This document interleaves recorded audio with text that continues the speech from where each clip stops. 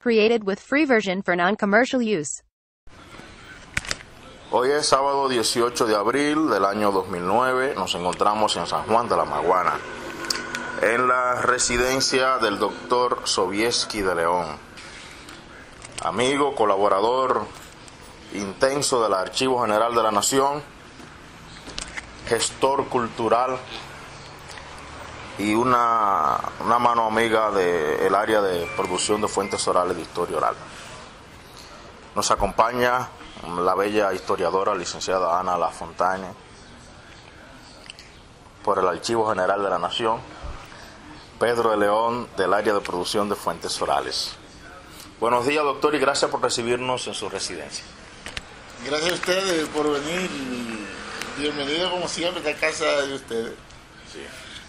Doctor, para que conste a viva voz, repita su nombre completo, por favor. Santiago Sobieski Suvarov de León La Sala. Ya. Cuéntenos la historia de ese nombre de una vez. Un amigo de infancia de mi padre que le gustaba la historia, le jugó una especie de broma. Ellos andaban de trago, de juerga. Yo nací y él le pidió que le dejara ponerle los nombres a su hijo. Mi papá le dijo que estaba bien, con una condición de que todos los hijos de él se llaman primero Santiago. Mi papá se llamaba Santiago de León López. Ok, su padre, Santiago de León. Santiago de León López. Y en efecto, el amigo de él, Sidérico Méndez, familia de mi gran amigo Ike Méndez, entonces buscó el nombre de dos generales. Created with free version for non-commercial Él me hizo use. una especie de historial donde de broma también llamaba a mi papá general, como era el primer nombre. Bueno, el general Santiago de León. Claro, mi papá nunca fue militar. Y buscó los nombres de Sobieski, que fue un general polaco,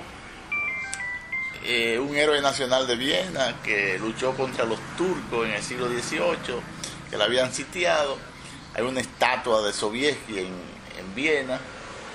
Y Suvarov, un general ruso, Alexander Suvarov, que luchó contra los ejércitos de Napoleón en Italia.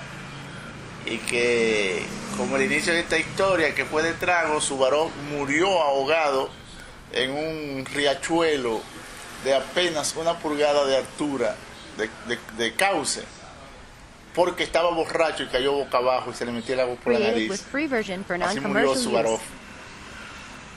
Yo, previendo esos antecedentes históricos, no tomo para cuidar mi salud. No sabía esa causa, esa historia. ¿Y el nombre de su madre? El nombre de mi querida mamá es Luz María La Sala de los Santos. Entonces, en ese nombre, esa influencia de unos tragos, precisamente dan el paso a ese nombre completo. Y luego, ¿a qué edad pide información de que le cuenten la historia de esos nombres y esos generales?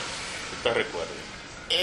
Sidérico Méndez, el amigo de mi papá, realmente, desde que yo nazco, le da a mi papá en una hoja la historia de los tres nombres, incluyendo la de él, en donde en forma de broma decía que era un señor muy alegre, muy trabajador, que le gustaba, que prácticamente era una mosquita muerta, lo recuerdo textualmente, pero que cuando se metía en trago asustaba al más valiente, porque era muy extrovertido, muy explosivo, muy jodedor, en una palabra. De modo que cuando él tomaba tenía una personalidad, como es lógico, y cuando no tomaba era un señor muy serio que ni se le oía la voz. Ya. Y esa fue la descripción que hacía Sidérico Méndez de su amigo Santiago de León. Sí. Y luego venía la historia de los otros dos nombres, de modo que fue un día hurgando en los papeles de mi papá que yo encontré ese papelito y dije, pero esta es la historia de mis nombres. Tenía yo como 12 o 13 años. Entraba al liceo entonces. Qué bien. ¿Dónde nace el doctor Sobieski de León? El doctor Sobieski de León nace en San Juan de la Maguana, en la calle Capotillo, esquina Mariano Rodrigo Quío. Cuéntenos un poquito de su infancia. Dicen que yo era muy inquieto de niño. Yo no me recuerdo. Pero parece que sí.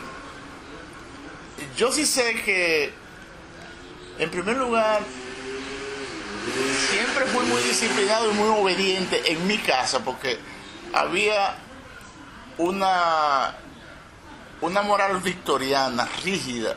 En mi casa, número uno, mandaba a mi papá. Y el resto obedecía, incluyendo a mi mamá. Y de modo que nosotros estábamos Created with free version for non-commercial use. supeditados a la voluntad de nuestro padre, que era muy fuerte, y el carácter de nuestra mamá también era muy fuerte, en el sentido de la responsabilidad de educar 4 hijos. Había muerto uno, el primero, un quinto, y era muy rígido, era un ambiente victoriano. Y entonces yo bien pronto me di cuenta que lo que había que era obedecer. Y en ese sentido siempre fui disciplinado, me gustó estudiar, me sentía bien, me sentía cómodo estudiando. Había poca comunicación, por lo menos con mis padres. Yo casi no hablaba en mi hogar. Me sentía, porque parece que instintivamente me sentía bastante oprimido por ese carácter fuerte de los dos. Y dije, bueno, aquí no se puede hablar mucho.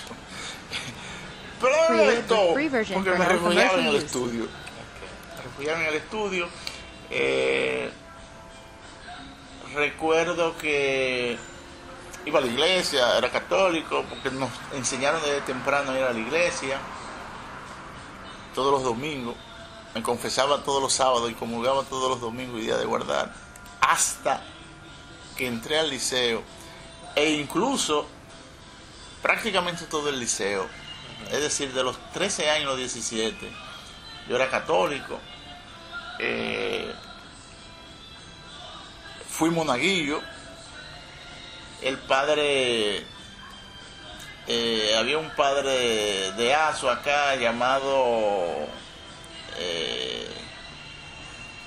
apellido Novoa.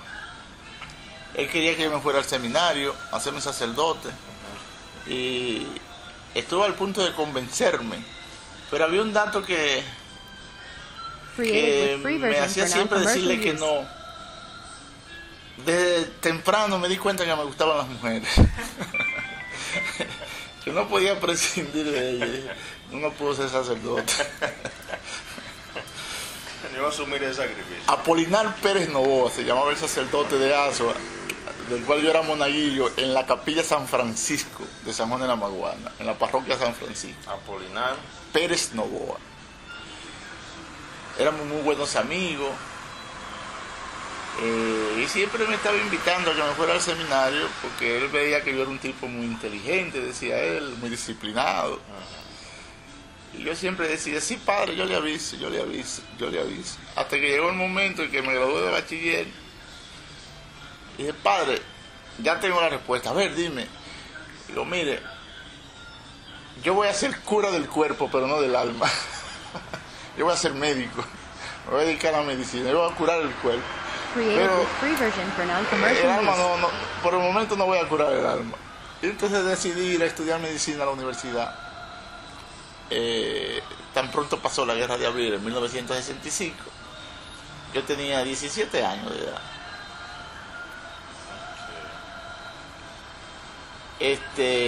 Durante mi infancia también fui muy buen deportista.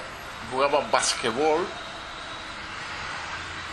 creé un team que le puse los Soviets. Fue famoso aquí en Semana de la Maguana porque éramos aguerridos en la cancha y mi equipo era bueno. Yo asistía a la cancha de la escuela Francisco Sánchez del Rosario todos los días de 2 de la tarde a 6 de la tarde. Todos los días jugando básquetbol. Y era buen encestador. Era famoso en esa época como Created with encestador. free version for non-commercial use.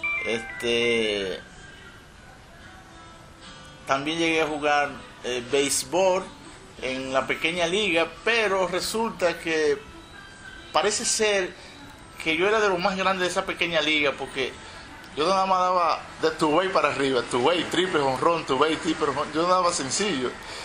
Entonces alguien dijo, no, pero vamos a pasarlo a la juvenil porque este muchacho es un toletero. Pero una vez me dieron un debor en los testículos y más nunca volví al play. Me recordé de Olmedo Suárez, que le dieron un pelotazo ahí mismo y más nunca tuvo hijos. Y bueno, vamos a dejar la pelota y seguir con el basquetbol.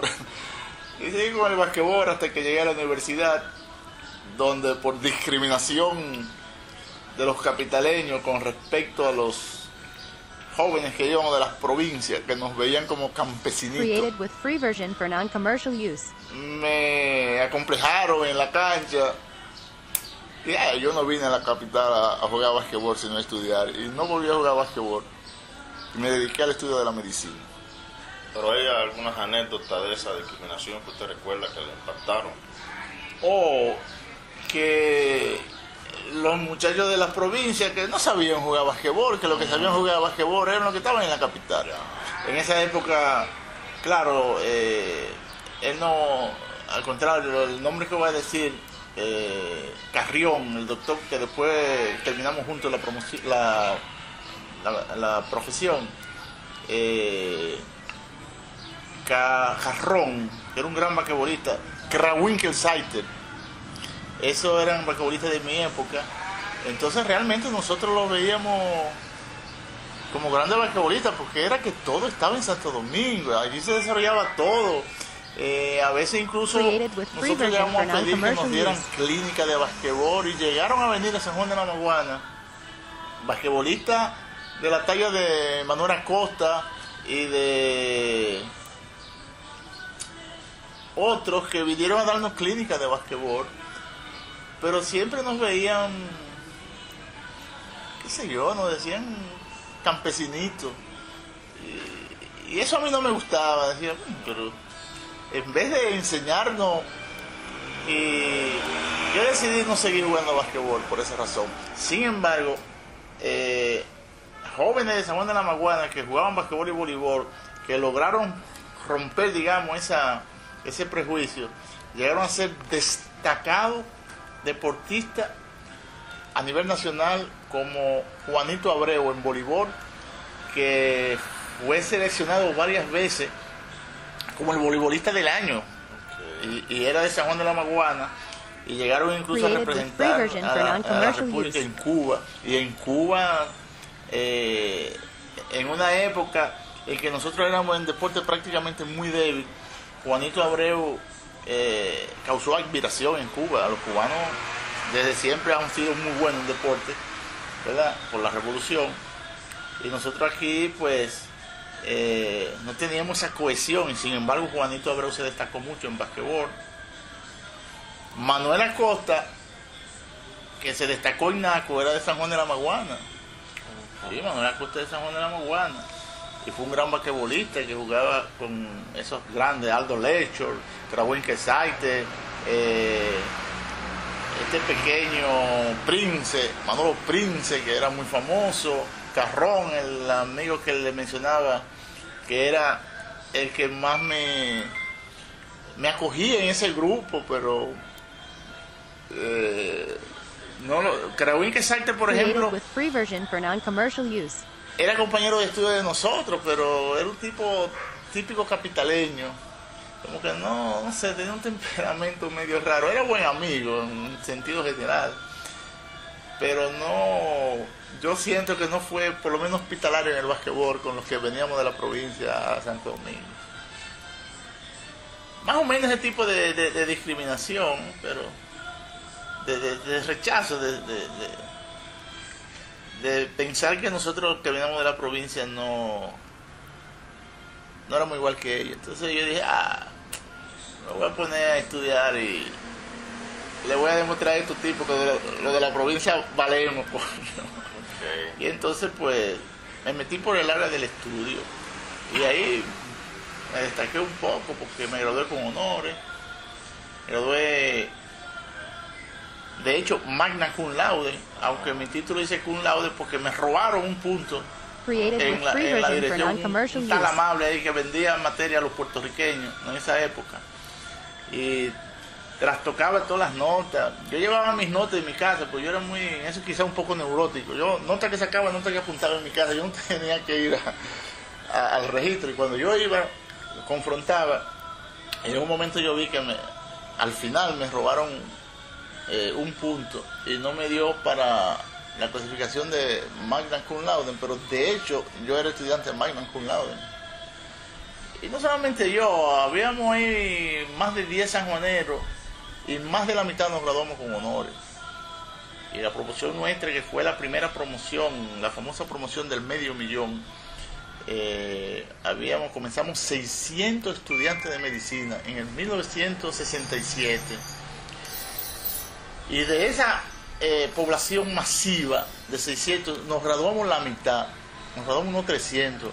Un gran porcentaje. Y de esos 300 nos graduamos la mitad con honores, porque éramos estudiantes buenos toditos. Había una competencia sana, éramos buenos, y teníamos buenos profesores, y éramos buenos estudiantes. Fue la época más hermosa de mi vida. Linda época.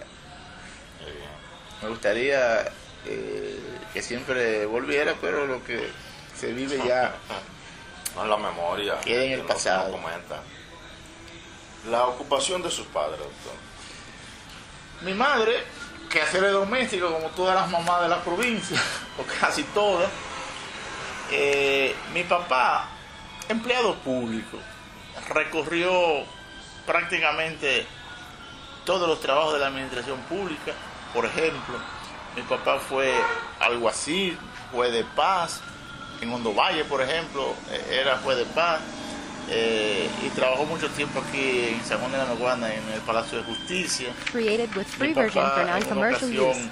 cuando Estrada Medina, en la época de Joaquín Balaguer, fue el encargado de la foresta de San Juan de la Maguana. Eso hoy en día es lo que se llama el medio ambiente. Bueno, mi papá era encargado de vigilar que no se cortara ni un árbol, era muy estricto. Por eso sé que yo salía de él en ese sentido. Muy, muy serio con él mismo, muy austero, muy responsable de sus deberes. Mi papá también trabajó en el Seguro Social, fue jefe del Seguro Social por acá. Mi papá fue secretario del Ayuntamiento Municipal por mucho tiempo y era prácticamente el síndico tras el trono, porque era quien les resolvía los problemas, los síndicos que llegaban, que no sabían qué hacer, iban donde mi papá. Eso yo lo veía siempre, casi todas las noches, antes de acostarme, había un señor ahí hablando. ¿Quién es ese tipo? Ese tipo es el síndico. Created with free version for Don non-commercial Santiago, use. mire, yo tengo este problema, ¿cómo es que se resuelve? Mi papá le decía cómo se resolvía, el otro día él lo resolvía, pero mi papá dominaba los asuntos del ayuntamiento, como Sidérico Méndez, su amigo, que me puso los nombres a mí, dominaba el asunto de la gobernación, porque era el secretario de la gobernación y el que le decía prácticamente a los gobernadores cómo habían actuado los otros, qué había que hacer. Eran dos personajes, mi papá y su amigo, de la era de Trujillo, de modo que ellos sabían mucho. Como dicen, más sabe el diablo por viejo que por diablo. Y ellos conocían la psicología del pueblo, de la provincia, de la gente, y sabían cómo tratar a la gente. De modo que mi papá fue por mucho tiempo secretario del ayuntamiento, y recuerdo que el único síndico que logró hacer un reconocimiento fue Fernando Oviedo. Created with free Que dicho version sea for de paso, non-commercial que use. fue reformista, pero dicho sea de paso, fue un combatiente en la Revolución de Abril. Ah, bueno, estuvimos detrás de él un día, estaba jugando gallo y no lo encontramos. Fue el único que le hizo un reconocimiento a mi papá. Y recuerdo que fue tan emocionante el reconocimiento que en mi casa, en la sala de mi casa, siempre se ha exhibido los títulos de nosotros. Por ejemplo, tengo un hermano que es químico, el primero, químico industrial. El que me sigue es veterinario, que vive ahí al lado. Y el otro no quiso estudiar, es músico y cantante. Pero nuestros títulos estaban en la pared y cuando le hicieron ese reconocimiento a mi papá, nosotros vimos que era muy orgulloso, lo metió dentro de los títulos nuestros, porque ese era su título. Qué emoción esa, man. Por lo menos se murió con esa satisfacción, como si se hubiera graduado de algo, de ciudadano, como si él estuviera en el fondo, porque lo merecía, esperando ese reconocimiento. Y yo le agradezco mucho a Fernando Oviedo eso que hizo con él, exacto. De modo que mi papá recorrió todo el tren burocrático de San Juan de la Maguana. Y además otra cosa, mi papá era una persona, era como un padrino, pero un padrino bueno, no de la mafia, un padrino al que le iban a presentar problemas para él ayudar a resolverlo. Por ejemplo, problemas como este: mire, don Santiago, yo compré un solar, entonces el vecino cogió y movió el borde y se metió un medio metro para mí. ¿Qué es lo que yo tengo que hacer? Mire, usted tiene que ir a tal sitio a hacer esto y esto y esto. Y le van a decir tal cosa y usted le dice esto y esto y esto. Y le resolví el problema. Don Santiago, mire, a mí se me murió una persona y yo no sé cómo ahora qué hay que hacer para buscar la caja y cómo es que hay que enterrarlo en el cementerio. Mi papá le decía. De modo que yo siempre en mi casa vi entrar y salir mucha gente con ese tipo de cosas. Mi papá nunca, eso era una asesoría, él nunca cobró un centavo por eso. Nunca. De modo que yo creo que ese tipo de vivencia fueron conformando mi carácter también, porque yo creo que más o menos he hecho lo mismo. Asesorías, ayudas, y nunca asistencia. he pedido dinero, ni he pensado en dinero por el servicio que yo he hecho. Incluso, no solamente desde la profesión de medicina, sino fuera de ella, yo incluso he servido de consejero espiritual. Y ahí siempre me recordaba entonces del padre Apolinar. Digo, qué vaina, yo no quise ser cura, pero aquí viene gente a confesarse conmigo. Solo me falta el confesionario. Sí. Y decirle que recen 3 Padres Nuestros, una Ave María y un ¿cómo se llama? Un acta de contrición, ¿no? Pero siempre tuve esa sensación de que yo era una especie de cura laico. Porque mira, mentalmente la Iglesia Católica me marcó a mí. Eso es fundamental en mi vida, me marcó, me enseñó una forma de ver la vida. Y cuando yo llegué a la universidad me di cuenta que lo que me habían enseñado era todo lo contrario de cómo era la vida. En otras palabras, me enseñaron mucho idealismo. Y me di cuenta que yo no pisaba sobre la tierra, sino que vivía en un mundo platónico. Ahora que yo enseño en la universidad y le enseño a los muchachos, ¿verdad?, sobre Platón y Aristóteles, desde el punto de vista anatómico, hay un capítulo, yo doy anatomía, enseño anatomía, hay un capítulo, yo estudio una anatomía soviética de Prives, Lysenkov, Buskovich. Esos son los autores de la anatomía que yo enseño, que es anatomía de texto en la Universidad Autónoma, y me alegra mucho. Yo compré esos libros en Rumanía, en español, y después esos libros se metieron aquí en el mercado de Santo Domingo. Esas anatomías rusas son maravillosas. Y todos los libros rusos, en los primeros capítulos es pura filosofía marxista. dialéctica, de interpretar la realidad. Entonces yo, fíjate, es un recorrido grande por la universidad y después que terminé, y prácticamente en esta última etapa en la que yo estoy viviendo, Created with free vengo a version for concatenar non-commercial cosas use. que yo no entendía antes de la época de los curas, de mi catolicismo. Y me doy cuenta que Platón, ¿verdad?, que fue que se inventó el idealismo, la metafísica, y Aristóteles, su alumno, son la gente en lo que se basa la Iglesia Católica para cimentar su doctrina. Y entonces es el pensamiento opuesto a la dialéctica. Y yo me doy cuenta que viví siempre en un mundo platónico, un mundo irreal que enseñan los curas. Y ahí vino un choque que yo lo interpreto ahora, porque cuando yo entro a la universidad con 17 años, 18, ya para cumplir 18, yo no podía dormirme sin rezar y persignarme. Eso era una costumbre en mí desde pequeño. Para yo poder dormir, tenía que persignarme y rezar. Created with Y free un buen version for día, yo dije, es non-commercial más, use. yo no voy a rezar, ni me voy a persignar. Y no pude dormir esa noche. Entonces, coño, me persigné y recé y me dormí. Pero yo, coño, qué vaina, parece que es verdad. Bueno, entonces dije, hermano, voy a misa el domingo. Y no fui. Y vi que no pasó nada. No pasó nada. Y mi tía, oye, levántate, ve a misa. No, tía Tata, no voy a misa. Y no fui hasta que fui aprendiendo que se podía vivir sin ir a misa. Y después dije, hermano, voy a rezar, coño. Y no recé y no pasó nada. Y me acosté tarde, pero me dormí. Y al otro día no recé ni me persigné. Y me dormí más temprano. Y al tercer día ya no rezaba ni me persignaba y me dormía normal. Digo, bueno, ya se acabó esa mierda. Yo creo que ahí yo rompo Created with free version for mentalmente non-commercial con la use. Iglesia Católica. Yo sentí el poder de la Iglesia Católica en mi cerebro.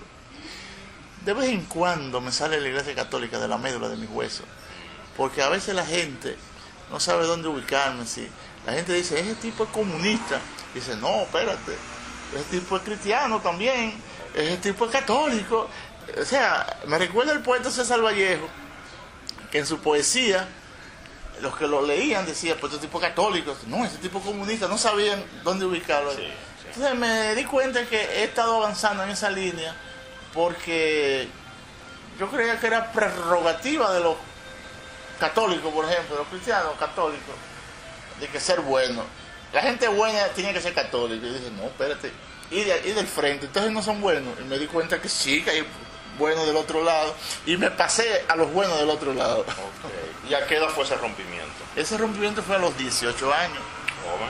Sí, a los 18 años entró un conflicto. Created with free version Cuando for yo me voy de San non-commercial Juan de use. la Maguana a Santo Domingo a estudiar, entré en un conflicto existencial maldito, era un infierno, yo lo recuerdo y a veces no quisiera ni recordar eso.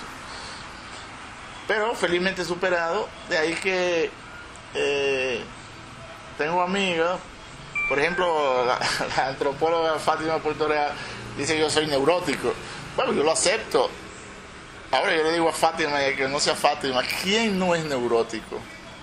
Porque la sociedad nos neurotiza. Entonces, desde luego, hay grados. En la medida que tú eres más neurótico, te acercas más a lo patológico. Y cuando viene a ver, coño, te desquicia y paren loco. Es cierto, perfecto. No, pero un tipo como yo, que reconoce que es neurótico, un tipo más sano que el carajo. Pero lógico. Madre que... Fíjate un signo en los pacientes mentales que nos decía nos enseñó el profesor Antonio Seguro. El familiar Created lleva a su with free paciente version for enfermo, non-commercial psiquiátrico al use. psiquiatra. Y entonces, en un momento de descuido del paciente, el familiar detrás de él le hace señas con la mano y en la sien que su pariente está loco. El profesor Seguro siempre tomaba eso con calma. Y cuando abordaba al paciente, el paciente le decía, oh, esta gente cree que yo estoy loco. Y Y el profesor le decía, no haga caso, porque tan locos son ellos. De modo que a veces uno no sabe, coño, quién es el loco y quién es el no loco. Ahora bien, hay una cosa cierta, y hablo aquí como médico, cuando el paciente no reconoce, que está enfermo, ya para nosotros eso es un signo de enfermedad. Una negación. Sí, una negación, es igual que el alcohólico. Sí. Created with free version no, for hombre, yo sé non-commercial beber, use. yo me controlo. ¿Quién dijo? Y además, ¿tú eres alcohólico? No, hombre, yo no soy alcohólico, yo sé manejar mi romo, yo sé cuándo retirarme. Mentira. Ese es otro signo de no reconocimiento de enfermedad, y es una de las dificultades que tiene el alcohólico y que tiene incluso el enfermo mental para curarse. Porque en el mismo momento en que tú reconoces que eres alcohólico, y debo decirte ahí, lo puedo poner en la biografía sin ningún miramiento, yo soy alcohólico. Pero un alcohólico que tiene 19 años que no se bebe una gota de alcohol, gracias al programa de Alcohólicos Anónimos, porque yo bebía con cojones también. Eso lo aprendí en la sociedad porque mi papá bebía. Y mi papá incluso, yo veía cuando niño mi papá bebiendo con sus compañeros, y cuando se iban y quedaba un poquito de alcohol en la botella, que la botaba en el patio, yo me lo bebía. Yo me lo bebía para ver, coño, qué es lo que le encuentran los hombres a esa vaina. Ya. Yo me lo Created bebía. with free version Y for quizá ahí non-commercial comenzó, use. ahí que comienza el alcoholismo, y comienza incluso cuando un niño nace y el papá hace una fiesta por el nacimiento del niño y invita a sus amigos, compran cerveza, mete el dedo en la cerveza y se lo da en la boquita del niño para que aprenda a ver. Ahí comienza el alcoholismo. En ese sentido, entonces, yo reconozco que yo soy alcohólico. Pero cuando, claro, yo no hablo de este tipo de cosas porque asusto a la gente y lo confundo. Digo, pero alcohólico, yo nunca te he visto a ti bebiendo. Pero no tienes que verme bebiendo. Pero yo nunca te he visto a ti borracho. Yo siempre te he visto a ti estudiando, jugando basquetbol, en conferencias, en la iglesia. Perfecto, todo eso es verdad. Pero cuando me pego de trago, me pongo agresivo y ofendo verbalmente, es cierto. No peleo porque por la disciplina y porque nunca he peleado, porque no me enseñaron esta pendejada. Siempre me crié en la escuela, en la iglesia y en mi casa. Ese era mi trípode. Por tanto, yo no puedo Created ser with un free version for tipo non-commercial agresivo, use. incivilizado. Pero recuerda que decía que la educación en mi casa era una educación victoriana, y no en mi casa, no. En la sociedad de San Juan de la Maguana de esa época, de toda la generación mía, vivíamos aplastados. Entonces eso neurotiza. Entonces es un conflicto, ¿verdad? Entonces ese conflicto había que calmarlo con algo. Yo lo calmaba con alcohol, aprendí a calmarlo con alcohol. Hasta que después desaprendí a tomar en Nicaragua. En Nicaragua yo aprendo que conozco Alcohólicos Anónimos y yo tenía unos 34, 35 años en Nicaragua. Yo aprendo a desembarazarme del alcohol. Y claro, entonces de ahí nace Racimo de Uva, que primero nace como un boletín de Alcohólicos Anónimos, pero hecho por mí. Pero como yo conozco el concepto del anonimato y de Alcohólicos Anónimos, la revista del boletín ese fue variando hasta que me inventé Racimo de Uva, en donde siempre hay un tema de alcohol como agradecimiento a mi sobriedad. Eso sí yo lo aprendí de Alcohólicos Anónimos. De modo que Racimo de Uva nace porque yo soy alcohólico. Repito, pero un alcohólico que tiene 19 años que no le pone en la boca un trago, ni se lo va a poner jamás en su vida. Ese tema sobre la revista queda pendiente a profundizar. Perfecto. Que será parte de ello. Entonces, 19 años que no toma alcohol. Ahora, ¿cuándo empieza, diríamos, en su juventud, en su adolescencia, ese proceso de asimilación, de sentirse identificado con las fiestas, con el alcohol, como una salida alternativa de la presión y la tensión? Bueno, fíjate, teníamos buenos profesores en la universidad. Sí, había uno que se llamaba Created with free version for non-commercial use. Mario Tolentino, neurólogo, hermano de Hugo Tolentino, el historiador y miembro destacado del Partido Revolucionario Dominicano. y poeta, diplomático, en fin. Sí. Un hermano de él, Mario Tolentino, era profesor nuestro. Estos hermanos se educaron en Francia, estudiaron en Francia y nosotros teníamos profesores buenos. Ney Arias, que estudió en Londres, en Inglaterra, José Joaquín Puello, sanjuanero, que estudió en Inglaterra. Y así teníamos buenos profesores. Decía Mario Tolentino, que era muy buen conversador, además de las cátedras de neurología, siempre nos daba pinceladas de cultura general, que el dominicano era un dixómano de fin de semana. Doctor, nos seguía diciendo, del profesor. Mario Tolentino, entre clase y clase de neurología, nos daba pinceladas de Created with cultura free general, version porque for es muy non-commercial culto el use. profesor Mario, y entonces nos decía que el dominicano era un dixómano de fin de semana, es decir, un alcohólico de sábado y domingo. Es un tipo que se faja a trabajar o a estudiar de lunes a viernes y el sábado se gratifica con su botellita de romo.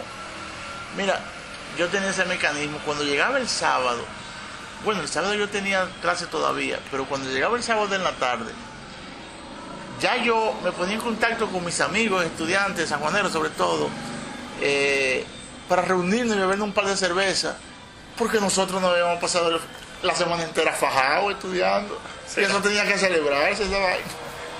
Una justificación noble. Eso va condicionando, porque realmente el alcohol es una sustancia que va creando dependencia y uno no se va dando cuenta.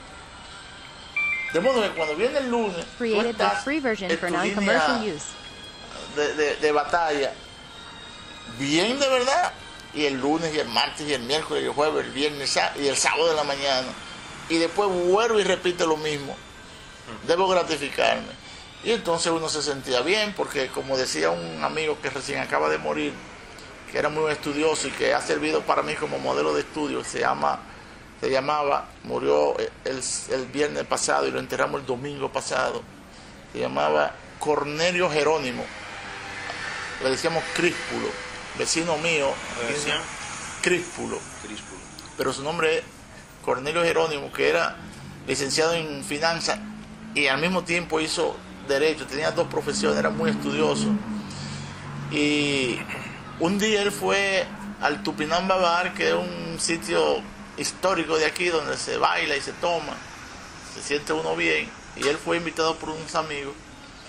Ellos estaban tomando unos tragos, estaban bailando y estaban gozando, y en un momento dado él se para y le dice a los compañeros: señores, pero yo no sabía que bailar y gozar era más bueno que estudiar. ¿Por qué? Porque el pobre vivía sacrificado todo el tiempo estudiando.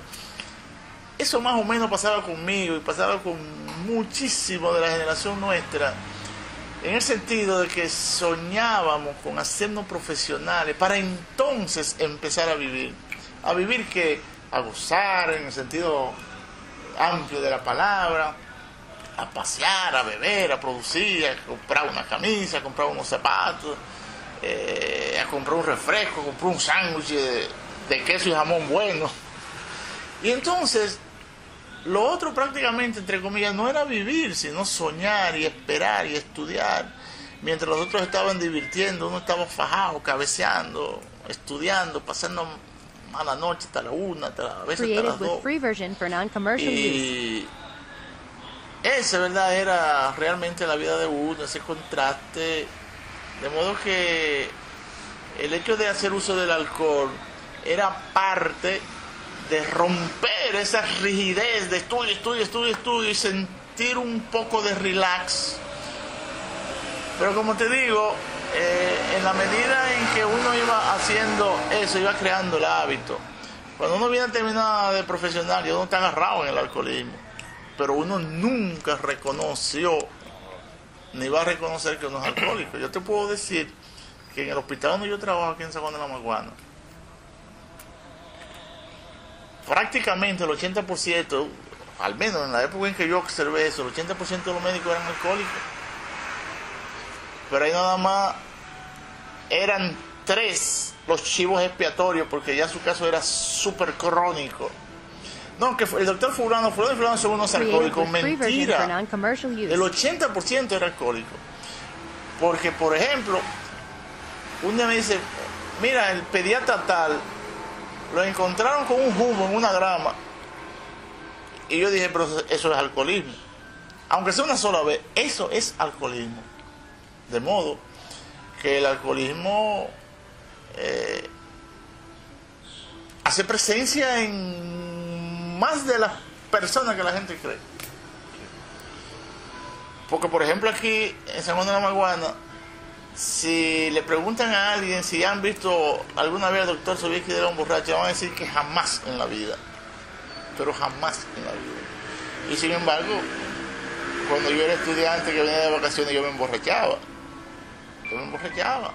Porque todo el que bebe se emborracha. No bebe, y se siente bien y quiere prolongar esa sensación de felicidad hasta lo último. Y lo último es cuando Created with free version for el alcohol te non-commercial use. noquea y te hace dormir, que te llevan a tu casa. Oye, Tú no recuerdas nada. efectivamente. Bueno. Doctor, hacia Santo Domingo estudiar, ¿cómo es esa peripecia, los gastos, cómo te se hace? Logro estudiar gracias a que en Santo Domingo vive una tía, hermana de mi mamá, ¿El nombre? Altagracia La Sala de Geraldo, Doña Tatá, o tía Tatá, mejor dicho, la tía Tatá. La tía Tatá.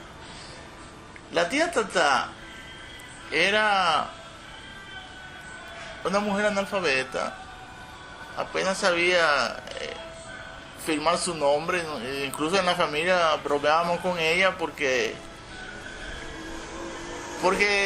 lo escribía muy feo. Created with free version for Y esa non-commercial señora, use. hay que reconocerlo, en su casa por lo menos hizo 3 profesionales hijos de su hermana, es decir, mis hermanos y yo, uno químico, otro veterinario y yo médico. Y no solamente eso, no, sino que una sobrina de y una prima mía, la arquitecta Doris Montes de Oca La Sala, se hizo arquitecta estudiando en la casa de ella. Y además, una sobrina del esposo de ella también se hizo allá licenciada en finanzas, de modo que ella fue una hacedora de profesionales. Ella era una analfabeta, pero gracias a su analfabetismo nosotros pudimos ser profesionales. Entonces mi papá incluso a veces decía, bueno, yo no tengo dinero, así que yo no estudié, no estudien ustedes. Y yo, bueno, mamá, pero yo quiero estudiar. Created with Ay, free no te version for preocupes, que tu papá non-commercial vive use. hablando pendejada, no se apure, que yo le voy a mandar donde Tatá. Entonces, cuando se presentó eso, la tía nos recibió allá. No se apure, mi sobrino, que de donde comen 4 comen 5. Y después mi papá de vez en cuando mandaba una cajita que con su arrocito, su aceitico, su par de libras de carne, y a veces le daba 20 pesos, ayudaba en algo. Y así estudiamos ya, después yo conseguí en la universidad, por ser buen estudiante, una beca de 40 pesos, y ahí yo le daba 20 a mi tía, y cogía yo 20, después me aumentaron a 80, yo le daba 40, y cogía yo 40, y así terminamos la carrera, bien, sin problema económico, con ese apoyo de esa tía. Siempre los estudiantes de mi época tenían una tía en la capital. Created with Algunos free iban debajo version del for puente non-commercial use. a vivir. Pero nosotros nunca tuvimos, nosotros fuimos privilegiados por tenerla a ella. Y el esposo de ella fue maravilloso porque nunca nos rechazó. Es más, decía, mira, dale la carne a esos muchachos, a mí, salséame a mí. Oye, no hay que agradecerle. Sí. Hay que agradecer a esos tipos. ¿Y dónde residían? En la Yolanda Guzmán, número 124, Sí.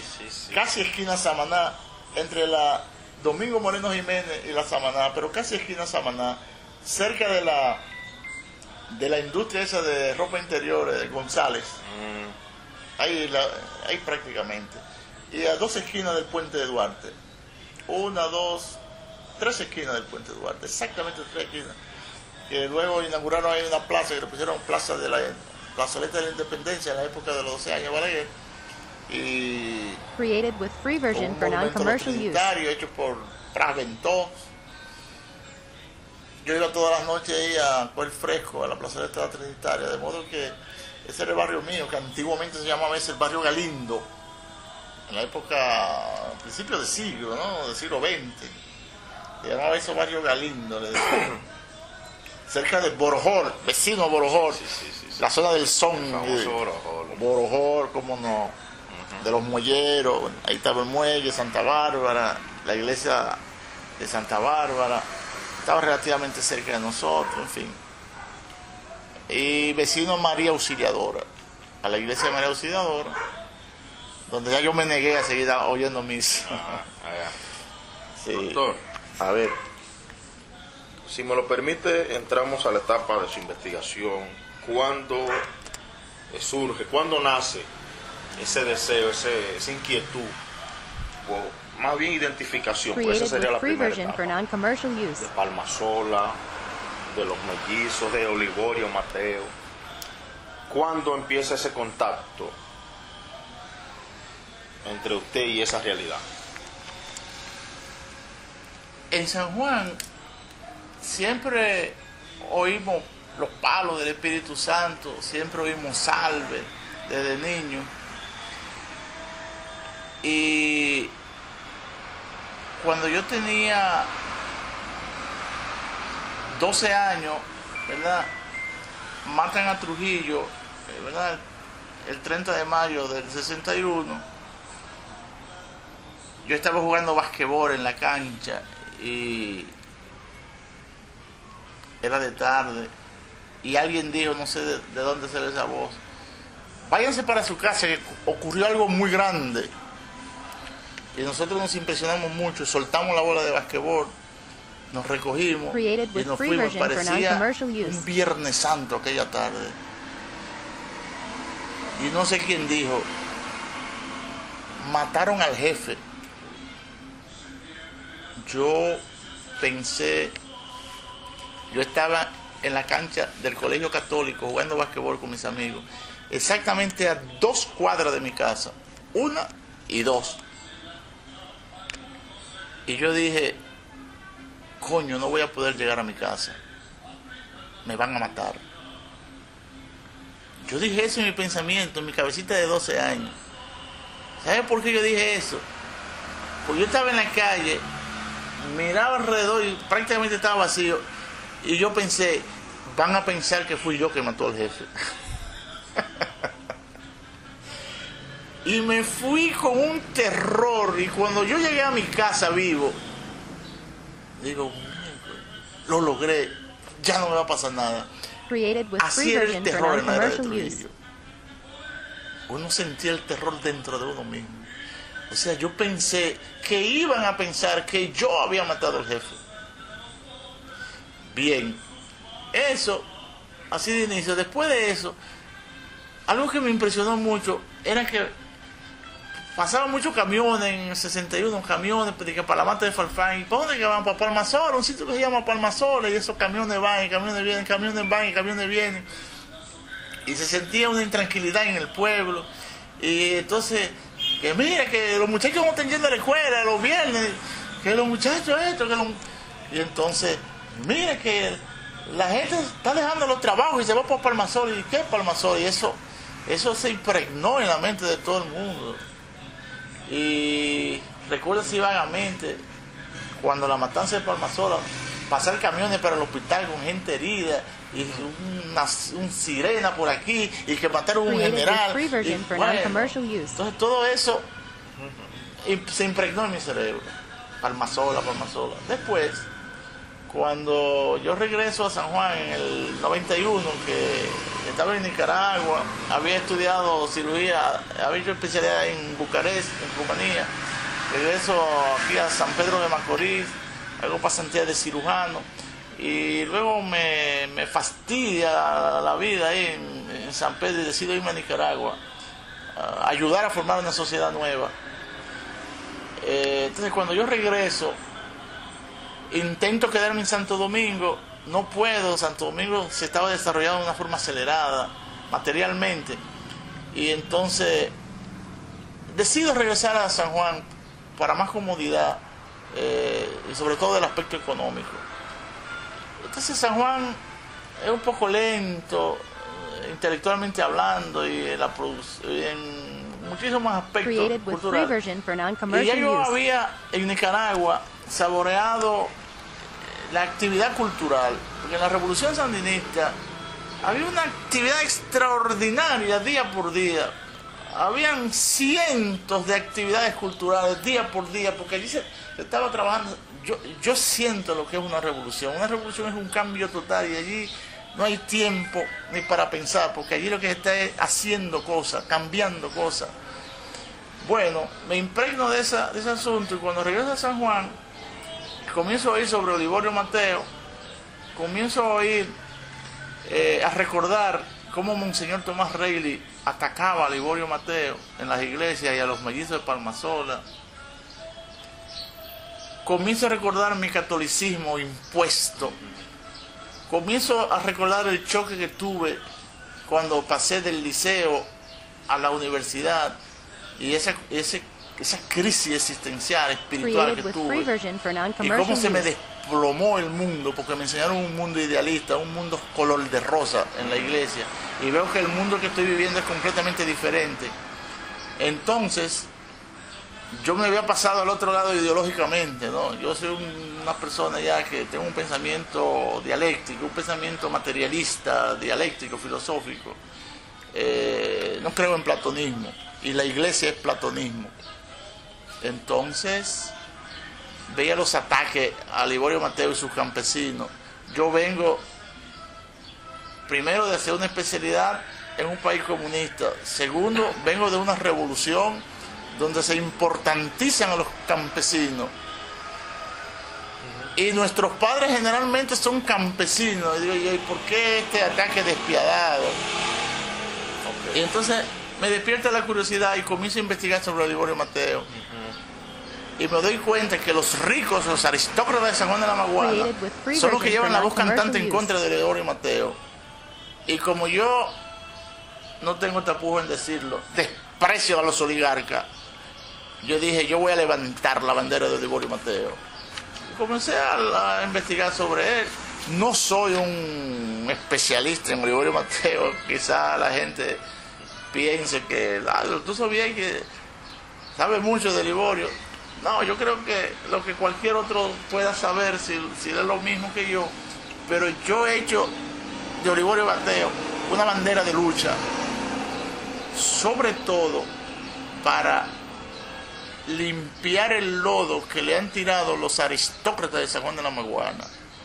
Y resulta que ese lodo, en la medida en que yo voy investigando, le va cayendo a ellos mismos. De modo que a veces la gente me dice, ten cuidado. Yo no tengo que tener ningún cuidado, ya yo estoy pago. Y además los oligarcas que ensuciaron a Liborio Mateo ya no tienen el poder, porque ya Trujillo se murió y ellos eran trujillistas también. De modo que es un deber para cualquier sanjuanero, en el caso específico que estamos hablando de Liborio y Palmasola, y como decía en la mesa redonda que tuvimos el 27 de diciembre, como decía Francisquito Abreu, frente a una pregunta de alguien de que ¿cuándo vamos a castigar a los culpables? No, decía el historiador y profesor Paniagua, los culpables no se castigan así, a lo mejor no los castiguemos nunca. El problema no es ese, porque los mismos que mandaban entonces son los mismos que siguen mandando ahora, y va a ser imposible el castigo. Pero decía Francisco Abreu, nuestro deber es esclarecer los hechos y enseñarle a las nuevas generaciones cómo fueron las cosas. Y yo estoy metido en ese paquete. Yo creo que yo tengo una responsabilidad, Created como with free sanjuanero, version for y non-commercial como, qué use. sé yo, profesional, como intelectual, como amante de la cultura, como amante de la justicia y de lo correcto. Yo tengo deber, sí, de decirle a la gente de mi generación, en la futura, que las cosas no fue como las contaron, Y de hecho no fue como la contaron. De modo que por ahí se enfila mi amor a Palmasola y a Liborio Mateo. Okay. Ya con ese compromiso asumido, ¿cuáles son las primeras pesquisas que usted hace, que usted recuerda? La entrevista, monografía, libros. ¿Por dónde empiezan sus primeras investigaciones? Por los periódicos. Okay. Por los periódicos. Esos datos de Palmasola, lo veía en los periódicos. No sabía lo que estaba pasando ahí. Veía nada más lo que decían los periodistas del Caribe y del Listín Diario. Y entonces recuerdo todo lo que decían en la iglesia de Liborio, que brujo, que satánico, que demonio, que violaban las mujeres,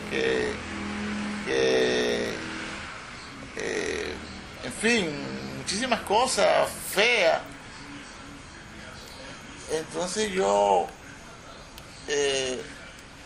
a veces que uno iba al campo con alguien, uno veía que los campos no correspondía esa descripción a lo que uno veía de los campesinos. Y yo, pero aquí hay una gran injusticia. Y a mí la Iglesia Católica me enseñó a ser justo, porque fue la Iglesia Católica que me hizo ser como yo soy, no fue nadie más. Fue la Iglesia Católica que me dijo que hay que defender la verdad hasta con la vida, porque por eso murió Cristo. Y yo asumí esa vaina, yo asumí eso, yo me lo cogí demasiado serio y no me lo puedo desprender de arriba ahora eso. O sea, si la Iglesia creó este soviético que conoce a la gente, la Iglesia no puede venirme a decir ahora que sea como yo era cuando era monaguillo. No, se equivocaron. Quedamos que había que decir la verdad, y a la Iglesia Católica le gusta esconder la verdad porque tiene doble moral. Claro, es un poder milenario, es cierto. Tienen poder como tienen poder, por ejemplo, los ejércitos. Pero los ejércitos también se destruyen. Destruyeron a los ejércitos romanos, destruyeron a los ejércitos de los faraones en Egipto, destruyeron el ejército de Hitler. En Cuba destruyeron el ejército reaccionario de Batista. Entonces, los ejércitos que son poderosos y la iglesia que son poderosos son susceptibles de enseñar la dialéctica de ser destruidos. Destruidos en el sentido, digámoslo, más suave, de decirle que no es verdad lo que ellos dicen, que podemos ir a un plano de confrontación para demostrarles que no es verdad lo que ellos dicen. Lo que pasa es que ellos responden violentamente, y como decían en la universidad, a violencia reaccionaria, violencia revolucionaria. Eso es claro. Hay una lucha siempre de iguales y contrarios hasta la consumación de los siglos. Eso es así. Yo acepto que es irreconciliable el idealismo y el materialismo. Esos son dos polos opuestos irreconciliables, porque son dos visiones del mundo. Una visión idealista, una visión que se basa en la creencia de un espíritu donde sale todo, y otra creencia que se basa en el desarrollo de la materia que siempre ha existido. De modo que esa contradicción de la iglesia va en el plano filosófico, va en el plano social, va en el plano político, va en el plano religioso. Siempre va a haber esa confrontación. De modo que lo que nosotros tenemos que hacer es vivir, armonizar un poco las contradicciones, que hay periodos de armonización de las contradicciones. Cuando son muy fuertes las contradicciones, el choque es inevitable. Pero una vez que se dé el choque, hay un periodo de transición que pueden ser incluso de decenas de años, de 50, 60, 70, 100 años podría ser la transición. Bueno, vivamos esa transición en armonía, entonces. Es decir, la unidad en lo plural. O sea, vamos a respetar los criterios de cada quien, pero sabiendo que usted no tiene la razón absoluta. Y eso, por ejemplo, a raíz de la discusión del aborto, ahora que la iglesia tiene la voz cantante, ha encontrado voces, pero inimaginables, de los barrios más sencillos, respondiéndole a la iglesia desde el punto de vista filosófico y conceptual. De modo que lo que hay que hacer es, ya todo el mundo está abierto, todo el mundo opina, todo el mundo tiene un cerebro, armonizar, pero no imponer. Es imposible ya imponer. De modo que, leyendo los periódicos, recordando eso, y recordando que yo tengo un compromiso conmigo mismo y con la verdad que me enseñó la Iglesia Created with free Católica. version for non-commercial use. Yo me he dispuesto, en la medida de mis posibilidades, sin exagerar la nota, desnudar a la Iglesia Católica respecto a Olivorio Mateo y a Palmasola, y desnudar también a los oligarcas de San Juan de la Maguana con respecto a Olivorio Mateo y Palmasola. Entonces eso me ha llevado a leer artículos, libros sobre el tema, y me he ido empapando de eso, y yo escribiendo y reproduciendo las impresiones de esas lecturas, armando un muñeco personal, que es mi propio muñeco, mi propia visión de los hechos. No reconozco que no soy original, si cabe el término, en la investigación, porque me apoyo en la investigación de otros y concateno las investigaciones. Y como quien dice, elaboro un consomé para dárselo a la gente y que lo Created with digieran free más version suave. for Yo non-commercial creo use. que esa es parte de mi misión. No pretendo ser un investigador de alto vuelo, por lo menos conozco el método de investigación que aprendí desde que hicimos el trabajo de tesis en nuestra universidad. No, y conozco, sé más o menos cómo se investiga y aplico un poco modestamente de modo que, por ejemplo, en el 2002 vino aquí la profesora Lusitania Martínez, que era encargada de un gran proyecto que se denominó la Ruta de Olivorio, la Ruta de Liborio. Entonces, vino una avanzada de socióloga que ella mandó, creo que se llamaba Hilda Trinidad, quien llegó a mi casa y me dijo: ¿usted es el doctor Sobieski de León? Sí, para servirle. ¿En qué podemos servirle? Dice ella. Mire, yo tengo aquí una lista de sanjuanero y una lista de temas.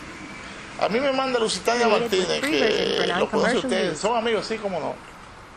Me lo había presentado Fátima Puerto Real, me la había presentado en la universidad.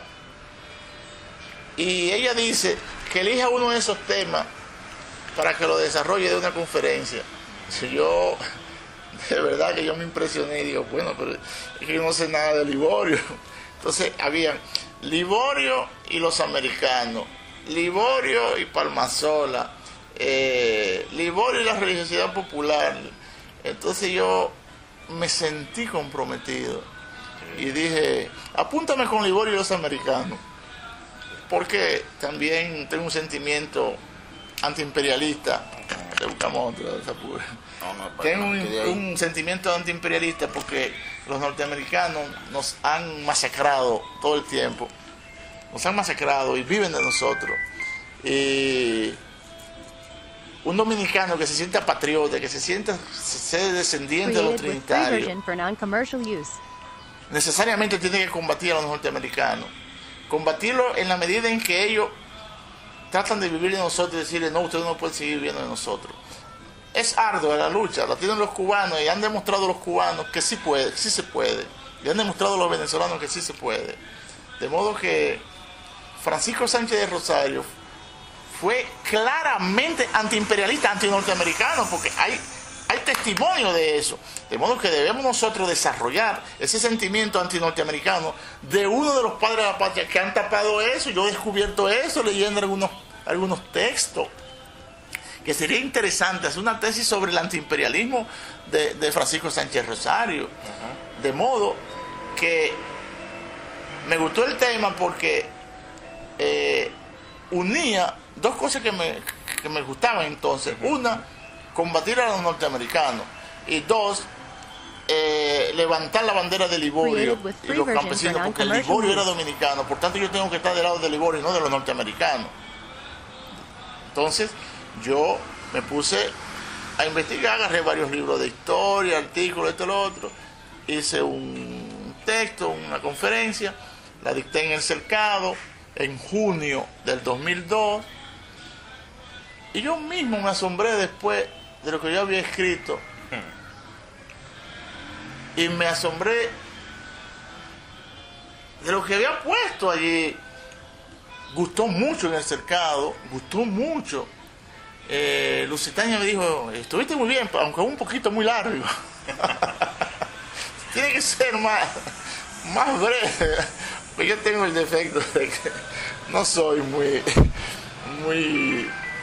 Conciso. muy conciso, no soy muy conciso. A veces cuando cojo cuerda me extiendo, ¿no? Pero no obstante la crítica que se la Created acepté with free a version Lucy for Tania, non-commercial use. digo, no, hombre, pero yo tenía que decir todo eso. Así era que yo quería decirlo.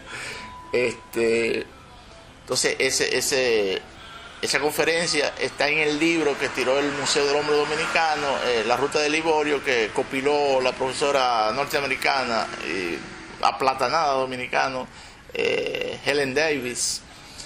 Y cuando yo leo ese artículo me doy cuenta que valió la pena y que son precisamente gente que vienen de fuera, de la capital, ustedes mismos, lo que ponen a uno en estas cosas. Uno hace la cosa, asume el reto y el primer sorprendido es uno mismo de lo que uno está haciendo. Yo no sabía que yo podía hacer tantas cositas, pequeñas cosas, pero que estoy viendo que hay un resultado. Mira, por ejemplo, aprovecho la mesa redonda esa sobre la matanza de Palmasola que hicimos. ¿Qué dice Ana que está en el internet? Sí, eso Created está with free maravilloso. version for non-commercial Y yo tuve el instinto de buscar 4 individuos, aunque uno no pudo porque tenía un problema familiar. Entonces se dio esa mesa con esos 3 individuos. Esos 3 individuos hicieron una exposición extraordinaria, maravillosa de Palmasola. Y el público que participó ahí hizo unos aportes. Hasta un jovencito ahí como de 15 años, lo que preguntó fue interesante. De modo que no solamente yo, ustedes están haciendo una labor extraordinaria y eso demuestra que cuando uno hace pequeñas cosas se convierten en grandes cosas. Yo creo que las generaciones presentes y futuras van a tener un purecito de cultura y de historia y de intelectualidad que nosotros se lo estamos haciendo y ofreciendo.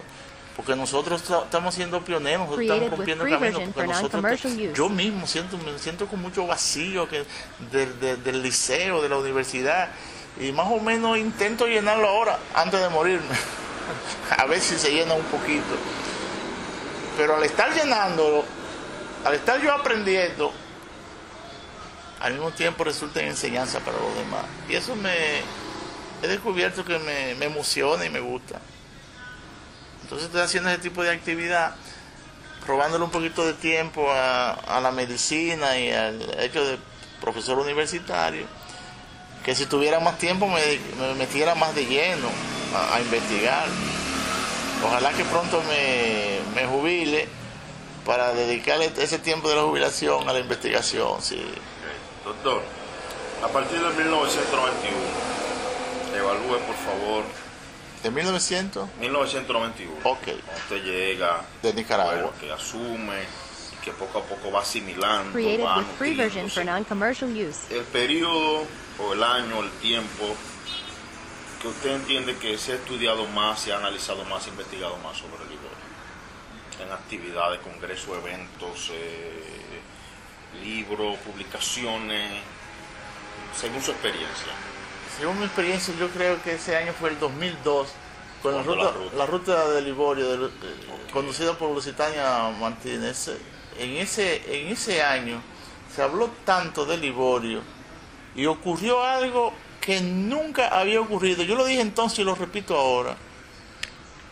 Ocurrió que organismos internacionales como la UNESCO y el mismo BID, Banco Interamericano de Desarrollo, apoyaron ese proyecto y el propio gobierno, eso nunca se había visto. En ese entonces era el gobierno del PRD y era el secretario de Cultura, Tony Raful, el primer secretario de Cultura que se había formado porque no teníamos Secretaría de Cultura y él inaugura. Y entonces el gobierno apoyando a esta gente que hasta ese momento eran los malos de la película, que los brujos, lo que no se podía hablar, por encima del poder de la Iglesia Católica, el gobierno del PRD en ese aspecto que estamos analizando apoyando eso, eso era extraordinario. Eso me llevó a decir a mí en un acto en el ayuntamiento municipal en el que yo hablaba de Liborio Mateo y había muchos campesinos allí, liboristas, y gente del pueblo, me llegó a decirle a los campesinos reunidos allí, a los liboristas, un día este palacio será de ustedes. Fue un aplauso extraordinario, lo que me indicó a mí que ellos viven con un sentimiento de no posesión, de que ellos no poseen las cosas. Cuando yo le dije que este palacio un día iba a ser de ellos, porque realmente ¿de quién es ese palacio? Ese palacio es del pueblo, de los ciudadanos sanjuaneros y de los campesinos sanjuaneros, pero ese palacio tradicionalmente es del síndico y de los regidores y del que pongan ellos, de la clase dominante, de la oligarquía que domina siempre la gobernación, la fortaleza y el ayuntamiento. Pero un día realmente ese gobierno municipal representado en el ayuntamiento tiene que ser de los campesinos, y como la mayoría de los campesinos aquí son liboristas, tiene que ser de los liboristas, quiere decir ser de los campesinos. Okay.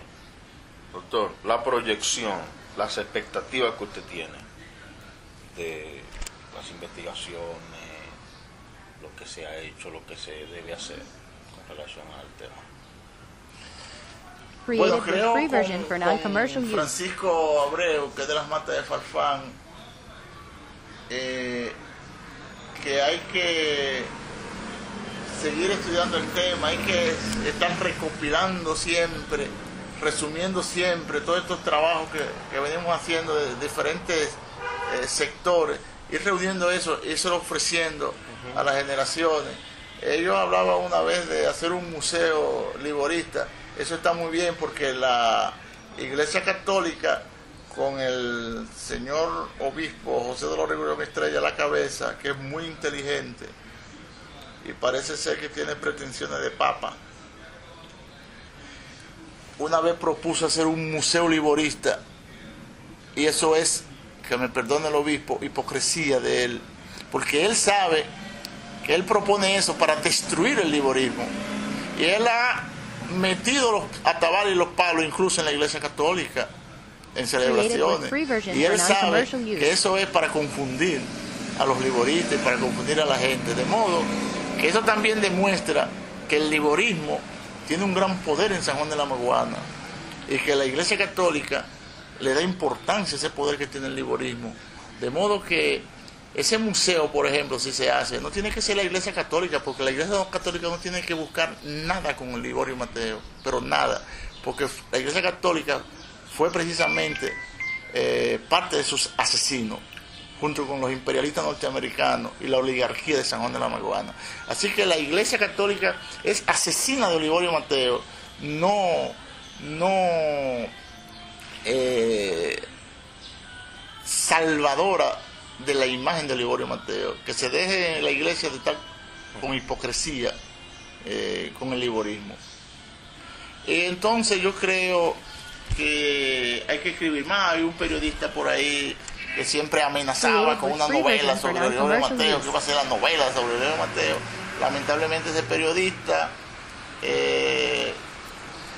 cometió un hecho que hizo, era católico, muy católico, y cometió un hecho que lo hizo desaparecer de San Juan de la Maguana, y entonces nunca vimos si era verdad o mentira que estaba escribiendo sobre Liborio Mateo. Pero eso es una anécdota, porque hay también escritores como Avelino Stanley que sueñan con hacer la novela de Liborio Mateo. Yo mismo he soñado con hacer una novela de Liborio Mateo, pero reconozco que no estoy todavía empapado para emprender acometer una empresa como esa. Pero a mí me gustaría, por ejemplo, que escritores como Avelino Steiner, que tiene una gran capacidad y disciplina en el trabajo, escriban la novela sobre el Liborio Mateo. ¿Y qué hay que hacer? Hay que colocar a Liborio Mateo en el sitial que se merece. Liborio Mateo fue un gran luchador antiimperialista, no cabe la menor duda. Por ahí hay mucha gente diciendo, y ahora quieren venir a decir que Liborio era antiimperialista. Sí, Liborio era antiimperialista. Liborio mandaba, y lo recoge Leopoldo Figueroa en su libro, a rechazar el pitizalé a los campesinos. No comen esa vaina, que eso lo dan los norteamericanos. Liborio Mateo hacía pacto, hay datos sobre eso. Jan Lundius, sueco, investigador sobre religión y que ha estado por acá con nosotros, por San Juan de la Maguana, y que le ha fascinado el tema de Palmasola y Liborio Mateo, ha logrado captar datos de posible alianza de Carlomagno Perante, el luchador antiimperialista haitiano, con Liborio Mateo, reunidos en las matas de Farfán. Leopoldo Figueroa también ha hablado en algunas ocasiones de un personaje haitiano que hacía comercio con Liborio Mateo, que no es Carlomagno Peralta, de modo que hay dos contactos haitianos unidos a Liborio Mateo luchando contra los oligarcas de San Juan de la Maguana. Eso es interesante y por eso sí hay que seguir profundizando en ese tipo de estudios. Y otra cosa, un tema que me apasiona, porque cada vez que pregunto nadie sabe nada sobre eso. La famosa Revolución del 12. La famosa Revolución del 12, ¿verdad? En la que el líder indiscutible, como decimos hoy en día, de esa revolución fue José del Carmen Ramírez, es decir, uno de la familia de Ramírez, y Wenceslao Ramírez, su papá. Y resulta que esos dos personajes, esos dos generales, estaban ligados a Liborio Mateo. Y no solamente hay pruebas de que José del Carmen Ramírez dio armas a Liborio Mateo. Y cuando Leopoldo Figueroa habla de que Liborio Mateo tuvo 16 combates, eso es verdad, tuvo combate. Y cuando, por ejemplo, el ex procurador de San Juan de la Maguana, Héctor Matos, que lamentablemente está de parte de los oligarcas, sobre todo los marrancinos, dice que Liborio Mateo era un nido de delincuentes y que estaban armados y que habían armas. Sí habían armas y sí habían delincuentes, pero no todos eran delincuentes, y además hay delincuentes que se pueden hacer revolucionarios luchando contra el imperio norteamericano, y de modo que sí, ahí había armas. Y se lo dieron los Ramírez y se lo dio Horacio Vázquez. Hay pruebas en el libro de modo que Liborio Mateo vive en una época de montonera, en la época de Concho Prima, y José del Carmen Ramírez vive en la época de montonera. Y si José del Carmen Ramírez, es decir, Carmito Ramírez, estaba alzado en la Revolución del 12, Liborio Mateo también estaba alzado en la Revolución del 12, pero sin dejarse llevar de José del Carmen Ramírez, porque él nunca se dejó arrastrar, sino que eran amigos, porque él había sido peón de su papá, y había hecho todas las cercas, las fincas de su papá, había estado en reuniones políticas en la casa de del general Wenceslao Ramírez. Pero Liborio, campesino al fin, sabio al fin, él no se dejaba arrastrar por sus amigos del pueblo, y él vivía en su montaña y cogía las armas y todo. Claro, y la guerra que hacía Liborio Mateo no era una guerra ofensiva, sino defensiva.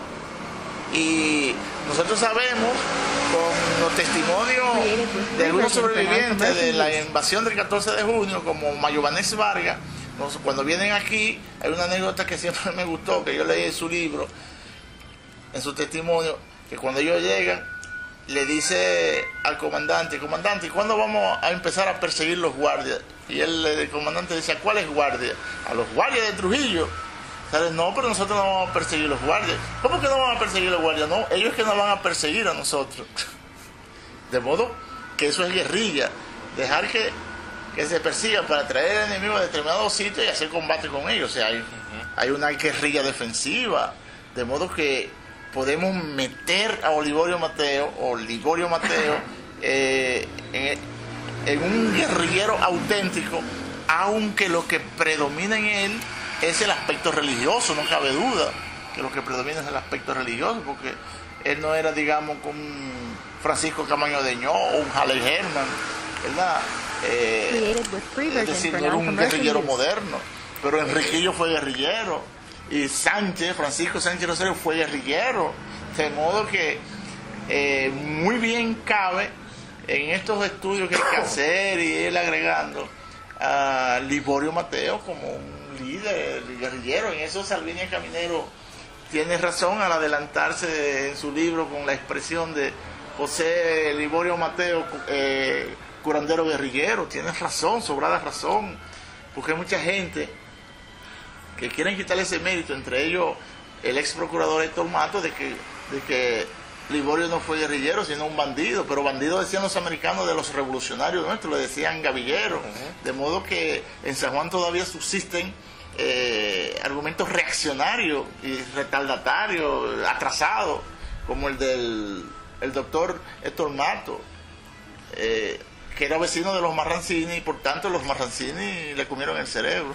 Created with free version for Lo lamento, non-commercial ¿verdad? Es use. amigo mío, pero tiene una posición ideológica atrasada, que desdice de las luchas campesinas en la defensa de su tierra con un líder como Liborio Mateo, porque precisamente en el trabajo que hicimos de Liborio y los americanos, nosotros vemos como los americanos, en el asunto ese de la caña, primero vienen a Santo Domingo y se apoderan de las mejores tierras y votan a los campesinos, y Liborio Mateo defiende a esos campesinos en ese despojo de su tierra.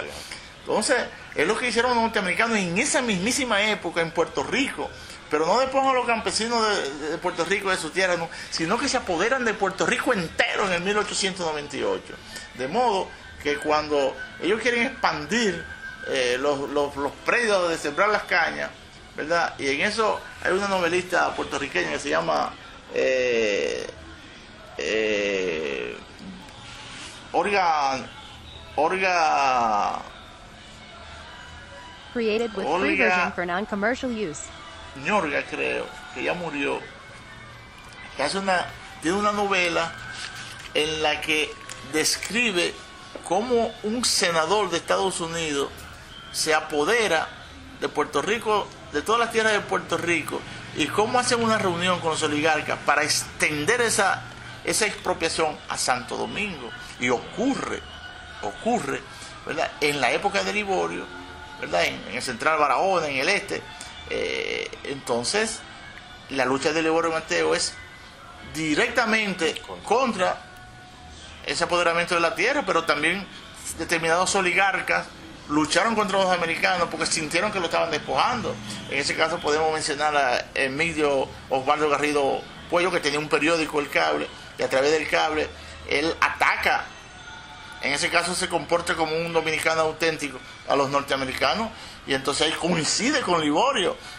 Yo he oído a muchas personas de aquí alabando el antiimperialismo del periódico El Cable, perfecto, pero vamos también a alabar el antiimperialismo de Liborio Mateo, porque es de la misma época y la misma lucha y contra el mismo enemigo común que eran los norteamericanos ladrones de nuestras tierras. Así es. Periódico El Cable. El Cable, sí, famoso ese periódico. Duró hasta la era de Trujillo, hasta el 1931, Trujillo lo desaparece. A pesar de que un hermano de Evo Garrido Puello, Víctor Garrido, era un trujillista orgánico connotadísimo. Que me dicen que Balaguer no quería saber de él porque Víctor Garrido le echó la culpa a Balaguer de haberse destruido todos los partidos dominicanos. Culpa a Balaguer de eso. Y Balaguer, dicen, nunca quiso saber por ese argumento de don Víctor Garrido, que es, dicho sea de paso, quizás nuestro más insigne poeta de San Juan de la Maguana, que está en una antología que hemos escrito el metapoeta José Enrique Méndez y yo, y que está ahí esperando la suerte a ver si un día la publicamos, antología de escritores de San Juan de la Maguana, que es también un resumen de todos nuestros escritores, de lo que se ha hecho, un esfuerzo por sacarlo del anonimato, ¿no? Antología De escritores sanjuaneros, autores José Enrique Méndez y Sobieski de León. Eso está inédito. El señor Méndez, ¿qué le dicen? Ike Méndez. Ike Méndez. Ok, ¿Cómo no? Cariñosamente, familiarmente, Ike Méndez. Created with free version for non-commercial use. Doctor, le sugiero cerrar esta sección y dejar pendiente algunos aspectos, diríamos, de la bibliografía escrita. Otro aspecto a tratar, diríamos, la generación actual en contraste con lo que se ha dicho y lo que se podría decir de Ligorio cuando se habla de religiosidad popular. Pero ya es un poco entrándonos en lo actual, ¿no? ¿Cómo no? Sí. Cuando guste, seguimos. Ya. De esta forma finaliza el primer encuentro al conversatorio del doctor Sobieski de León. He marcado esto en dos proyectos. Van a alimentar esta interesante entrevista, voces de personajes destacados, y sobre el proyecto de Palmasola, partiendo de los orígenes de Created with free el gran version líder for non-commercial Poliborio use. Mateo, San Juan de la Maguana, Pedro de León, Fuentes Orales. Created with free version for non-commercial use.